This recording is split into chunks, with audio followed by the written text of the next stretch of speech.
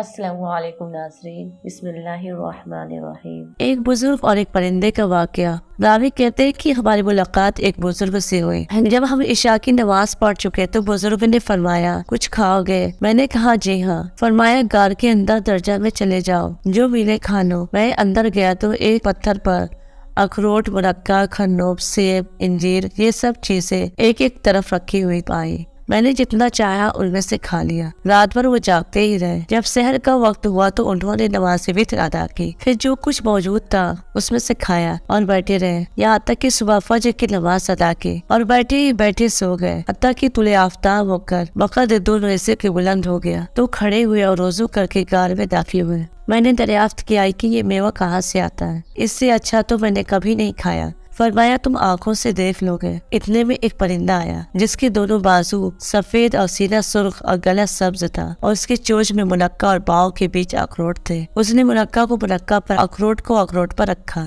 جب اس کے پروں کی آہٹ سنی تو فرمایا، تو نے دیکھ لیا؟ میں نے کہا جی ہاں۔ فرمایا، یہی پرندہ میرے پاس یہ چیزیں لاتا ہے 30 سال سے۔ میں نے پوچھا، دن میں کتنی بار آتا جاتا ہے؟ فرمایا 7 بار۔ میں نے حساب کیا تو 15 بار آیا اور گیا۔ میں نے ان سے ذکر کیا تو فرمایا، تمہارے واسطے ایک بار زیادہ لاتا ہے، اور ان کا لباس ایک چھال کا تھا جو کیلے کے مثل تھا۔ میں نے پوچھا، یہ کہاں سے آپ کے پاس آتا ہے؟ فرمایا، یہی پرندہ عاشورہ کے روز 10 ٹکڑے اس چھال کے لاتا ہے، میں اس کا کرتا یا پاجامہ بنا لیتا ہوں۔ ان کے پاس ایک سوا بھی تھا جس سے وہ چھال سیتے تھے، اور وہی پھٹی پرانی چھال کے ٹکڑے ان کے نیچے بچھے ہوئے تھے، اور ان کے پاس ایک پتھر تھا جس میں پانی ڈال کر اس کا پانی بالوں پر ملا جاتا تھا تو بال اکھڑ جاتے۔ ایک دن میں ان کے پاس بیٹھا ہی تھا کہ 7 آدمی ان کے پاس آئے جن کی آنکھیں لمبائی کی جانب پھری ہوئی تھی اور سرخ تھی، ان کا لباس ان کے بال ہی تھے۔ مجھ سے فارسی میں فرمایا، ان سے گھبراؤ نہ، یہ مسلمان جن ہے۔ ایک نے سورہ طٰہٰ آپ کو سنائی، اور دوسرے نے سورہ فرقان، اور ایک نے سورہ رحمان کی کچھ آیتیں آپ سے سیکھی،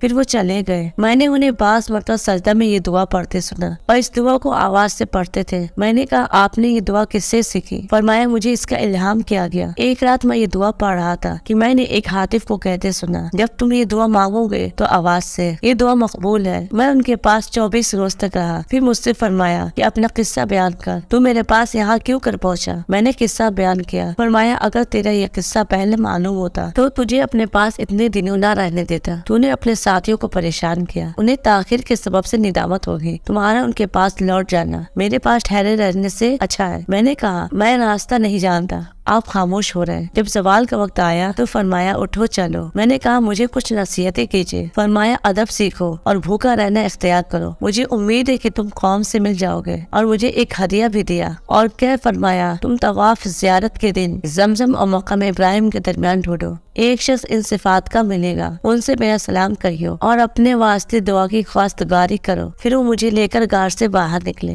دیکھا تو ایک درندہ غار کے دروازے کے باہر کھڑا ہے۔ اس سے آپ نے کچھ کہا جسے میں نہ سمجھا، اور مجھ سے کہا، اس کے پیچھے پیچھے چلے جاؤ، جب وہ کھڑا ہو جائے اپنے سیدھے بائیں طرف دیکھنا، تمہیں راستہ مل جائے گا۔ وہ درندہ تھوڑی دیر میرے آگے چلا، پھر کھڑا ہو گیا۔ جب میں نے اپنے سیدھی جانب نظر کی تو دمشق کی گھاٹی نظر آئی۔ میں دمشق کی جامع مسجد میں گیا تو بعض ساتھیوں سے ملاقات ہوئی۔ میں نے ان سے قصہ بیان کیا، اور ہم سب ان کی تلاش میں نکلے، اور بہت سے آدمی میرے ساتھ ہوئے۔ چنانچہ ہم اسی پہاڑ اور چشمے پر پہنچے، اور 3 دن تک اس غار کو ڈھونڈا مگر اس کا پتہ نہ چلا۔ پھر انہوں نے مجھ سے کہا، یہ چیز تم پر ظاہر ہو گئی اور ہم سے پوشیدہ کی گئی۔ میں ہر سال حج کرتا اور اس شخص کو جس کا اس بزرگ نے پتہ دیا تھا تلاش کرتا، وہ مجھے نہ ملے، حتیٰ کہ 8-10 برس گزر گئے۔ اس کے بعد میں نے اس شخص کو جن کا پتہ اس بزرگ نے دیا تھا زمزم اور مقام ابراہیم کے درمیان بعد عصر کے پایا۔ میں نے انہیں سلام کیا، انہوں نے جواب دیا۔ میں نے عرض کیا کہ آپ میرے لیے دعا فرمائیں، انہوں نے میرے واسطے چند دعائیں کی۔ پھر میں نے کہا کہ ابراہیم کربانی نے آپ کو سلام کہتے ہیں۔ اس نے دریافت کیا کہ تم نے انہیں کہاں دیکھا؟ میں نے کہا، کوہ لبنان کے پاس۔ مجھ سے کہا، خدا ان پر رحم کرے۔ میں نے کہا، کیا ان کی وفات ہو گئی؟ کہا، اسی وقت۔ میں نے ان کو ان کے بھائیوں کے ہمراہ غار میں دفن کیا ہے اور ان کی نماز ادا کی ہے۔ جب ہم غسل دیتے تھے تو اس وقت وہ پرندہ جو ان کے لیے میوے لایا کرتا تھا